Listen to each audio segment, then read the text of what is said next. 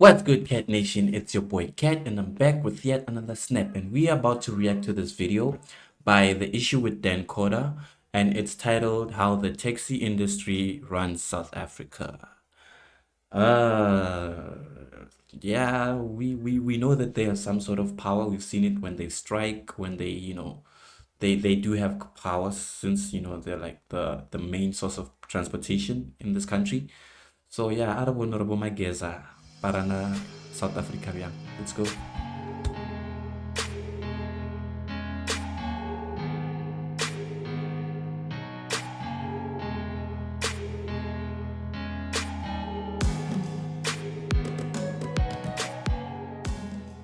One of the world's most famous cities, Cape Town, was ground to a halt earlier this year for days by the local taxi industry. You have to understand that the South African taxi industry basically transports this whole country. It is a tens of billions of rands industry, and it is the only way to and from work and around everyday life for millions of South Africans. Many national and local governments in the last 2 decades or so in South Africa have tried to regulate, formalize, and pull the taxi industry into line with the law, but none have been able to. And it seems actually like many taxi bosses have very powerful relationships with politicians, with business people, with the criminal underworld.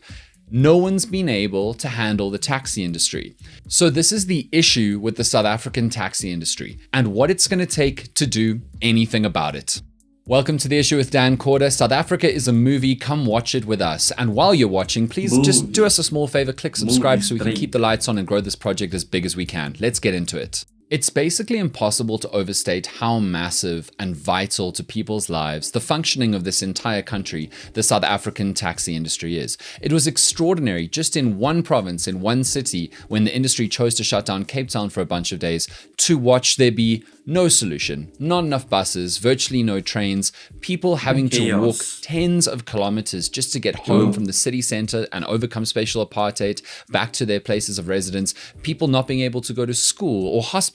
It was extraordinary to witness. Now, I said earlier that in the Western Cape, it's estimated that the taxi industry makes around 1.5 million rand per day off of all of these trips. Now, that's just in the Western Cape. The Competition Commission speculates. Oh, imagine like the whole country per day is crazy. I mean, it makes sense because like he said, it is the main, form of transportation for our country. Mario. In 2021 that there are more than 15 million trips taken by people on minibus taxis per day in South Africa, and that the industry makes more than 100 billion rand a year. It's massive. And this creates, the estimates say, up to 1 million jobs. That's 3 direct jobs per taxi and 10 indirect jobs per taxi vehicle from people being able to get to work.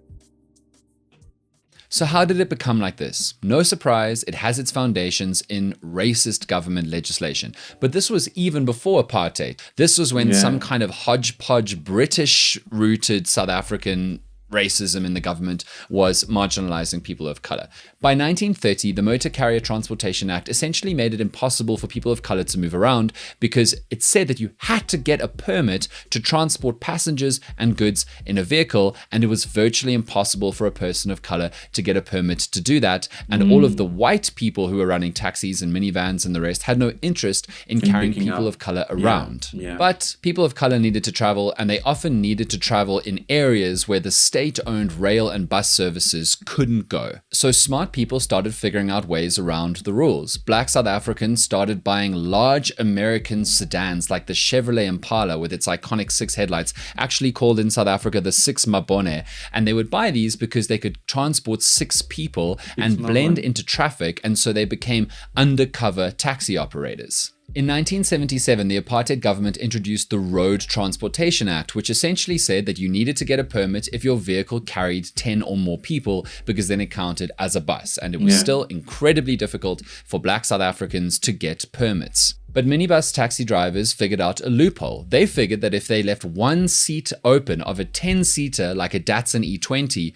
they didn't need to get a permit because if there were only 9 people in the taxi, it didn't qualify as a bus under the Road Transportation Act. From the 1980s, the apartheid government essentially gave up trying to outlaw black-owned minibus taxi companies and operators, and they started to recognize certain taxi operators and legalize many of those operators too, but there were still very, very, very few permits being given out. The first ever union of taxi operators was formed, SABTA, the South African Black Taxi Association, and when that was formed, we learned that there were over 60,000 taxi operators in the country because they all joined SABTA, and there were probably many more who didn't. This was the era of the affordable and reliable 7-seater taxi. The VW Combi was the most common one, and that basically dominated South Africa until the 90s. When the 16-seater rose to power, like the Toyota Hiace, which was commonly known in South Africa as the Zola Bud, after the famous long-distance runner Zola Bud, for exactly the same reasons, that it could go long distances in a reliable and efficient manner. Then the Toyota Quantum came out, and you know the rest, because that's the rest. And now, in 2023, an estimated more than 70% of South Africans rely on taxis to get to work and back, and to get around their daily lives. With all of this power, it should be no surprise that the taxi industry is deeply embedded in South African politics. Because if Santaco and the NTA, which are the 2 biggest umbrella organizations for many, many taxi operating companies, over 1,000 of them in South Africa, if they choose to strike or support a national shutdown called for by a politician, they can stop the country's movements. And if a city like Cape Town decides to pick a fight with the taxi industry and does something they don't like, the taxi industry can just stop the economy, halt or prevent basically all work, cause millions, hundreds of millions of rands of damage to all levels of our local economy. And the taxi industry makes sure to keep their dominance by just taking out rivals overwhelmingly in violent and illegal ways. Yeah. You see it with like Uber drivers. Like Uber drivers will not pick you up in certain areas. They will straight up tell you, but yeah, I can't pick you up in this area, because like when they see them, they basically tell them like, you're not allowed to pick up in this area. And then when they find them, they either like confiscate their car and then tell them that it's impounded, and then they have to pay like a fine of like 2,000 rand to like get it out, or they'll just beat up those drivers or take their phones. I actually had like an incident. I'll talk about it at the end, but then I had an incident where I was mistaken for an Uber driver. And yeah, but I'll talk about it at the end. But then yeah, they have so much power whereby they literally, it feels like the government is scared of them. And they just look at the Cape Town strike, Joe. It was total chaos, total and utter chaos. A lot of people injured, property damaged, like cars, like shops, those sort of things. And it's criminal to the fact that, so yeah, they do think that they run the country. Look at their driving Mustrating. They do think that they own the roads. So yeah, it makes sense, and it's crazy the fact that it's like this, and we're just accepting it. Like, okay, it's cool. Many taxi drivers and people who work for taxi operators have been convicted of burning trains, whole carriages, particularly in the Western Cape, because as one convicted taxi driver said, when there are fewer trains, he works more. Very similarly, buses, as you've read in the media, are often attacked and burned. When the My City bus service tried to move into what is considered taxi area in historic townships around Cape Town, it was also threatened. Drivers of buses were in danger. Some buses were even torched. And I think it's pretty clear why they consistently get away with it. Because the taxi industry has so much power, and not just above board power linked to politics, but underworld criminal power also. Because whenever there is this much money to be made, particularly off more vulnerable people who are less well defended or protected by the police or the political establishment, criminal networks get involved. And there's another thing. An infamous part of the taxi industry is how poorly taxis drive, how unsafe they very, very often are, and how much taxi on taxi violence there is. And the reason why is because in most taxi companies, the drivers don't own the taxis and they need to earn a certain minimum amount of money to hand over to the taxi boss every single day and pay for fuel. And so they are desperate to get as many trips as possible, drive as fast as possible, pick up as many passengers on the available routes they can operate as they can, just so that they can make any money from a given day. And it's quite common that taxi drivers sometimes come away with nothing. And that desperation means rivalries over routes, rivalries between drivers and companies that often end in hits, assassinations, violence, intimidation. They're just fighting to try and make sure they see any of that money at all so they can survive. In a year spanning parts of 2021 and 2022, an estimated 110 people were killed in hits related to the taxi industry, and there were 70 more attempted hits. And these aren't just lower profile people who are weaker on the rung of the taxi industry. In fact, the president of one of the taxi associations in the Western Cape, Victor Wiwi, was murdered. Wildly, the global initiative investigating transnational organized crime estimated that of all of the hits, the planned murders in South Africa between 2015 and 2020, half of them were involving the taxi industry. So half of like planned hits in like those 5 years, that 5 year period were taxi murders, like so 50% of them. Damn. So what happens now? Because looping all the way back to the city of Cape Town shutdown earlier this year, many taxis are fundamentally unsafe. They drive in an unsafe manner. They are unroadworthy vehicles. They endanger passengers and drivers and other road users.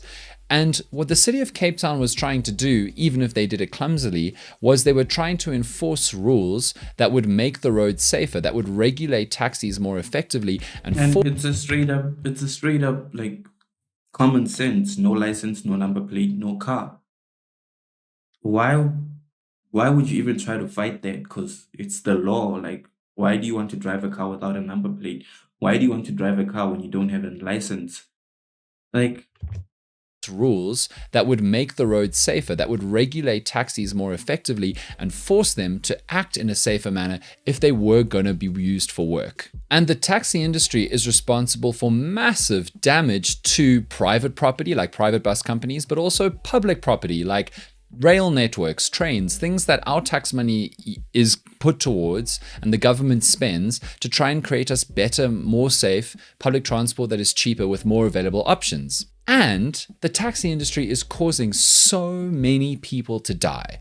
And the bad news is, I don't think anyone knows how to change the dynamics, how to disempower the taxi industry while allowing it to continue to function, while incentivizing it to continue to perform its role of transporting over 70% of working South Africans to and from work and around their lives every single day. It would require an extraordinary act of some or other political body that was willing to go through the massive disruption of the taxi industry fighting back. The probable underworld consequences of disrupting this chain of beneficiaries who are all making money off of the transport of generally poorer South Africans. It would require an extraordinary enforcement of policing across South Africa to quell any backlash and vengeance, to keep commuters safe, to keep buses safe, and to keep trains safe. And it would require a total makeover of our other forms of public transport, which the government would have to fund and then pull off the implementation of. Because if you try to regulate an industry that's probably going to bite back at you, you better have alternatives for commuters to use. And the city of Cape Town didn't. The city of Cape Town did not have a train network that was functioning to the point where they could carry all of these people who now needed transport to work. They did not have a bus service that was safe or able with the capacity to carry that many passengers either. So that is 4 or 5 massive things that would all have to happen pretty perfectly. And if you think about our political and socioeconomic system right now, it's hard to see even one of those things happening. Honestly, I think the taxi industry will remain this powerful and influential and able to cause messes if it needs or wants to for a very, very long time. So that's the issue with the South African taxi industry. Thank you so much for watching. As you know, South Africa is a movie. Come watch with us on The Issue with Dan Corder. Brand new episode. Yeah, South Africa is a movie straight. Movie straight. And I think the change would first have to start with like our political system. the ruling party and all the competing parties are all incompetent. So it would take a lot of work to get it to that point. But then, yeah, they do run the country. It seems like they still are gonna for a while, for a long time. And yeah. Oh yeah, I was gonna tell you about the part where, I was mistaken for an Uber driver. So I was driving my friend to Bosman. I was driving my friend to Bosman so that he can catch a bus to Durban. And it was late at night. I think I dropped him. The bus was like at 9, so we dropped him off there at 8. And then when we parked there, someone came to the side and, they greeted me and they were like, "Are you an Uber driver?" And I was like, "No." And they were like, "Okay, Arbone phone now. Let's see your phone and see if you don't have any Uber apps." And first of all, I do have an Uber app because sometimes I do request as well. Second of all, why the fuck do you even have authority for you to check my phone? And I was straight up said, "No, I'm not an Uber driver. I'm dropping off my friend, but you're not checking my phone." And they were like, "Dude, we'll take this car." And I'm like, "Take the fucking car." Tried to take the car. I was actually heated up, but then my friend stepped in and he was like, "No, he's not an Uber driver." He actually lied and said that, it's his car and, I'm dropping him off. And then because my friend is he was able to, like, he can talk to people, Pila. Now sometimes I get heated up, in the moment. But then, yeah, at the end of the day, he talked to them and they were like, "Okay, cool, drop him off and leave." Like the audacity to tell me to drop them off and leave. Mfethu, like batho ba bona no re lefatshe le ke la bona, e re ko o botse, and ba hafa, like, to be honest. I've had a few, clashes with taxi drivers because of my driving, because of, such incidents, because, like, I don't necessarily like how they act. They act like they own the roads. And yeah, but then, yeah, this was an interesting video. Totally enjoyed it and very informative as well. The fact that, the taxi industry makes so much money per day. That is a crazy fact. And yeah, I enjoyed this video. Let me know what else to react to, and then I'll see you in the next video. Bye.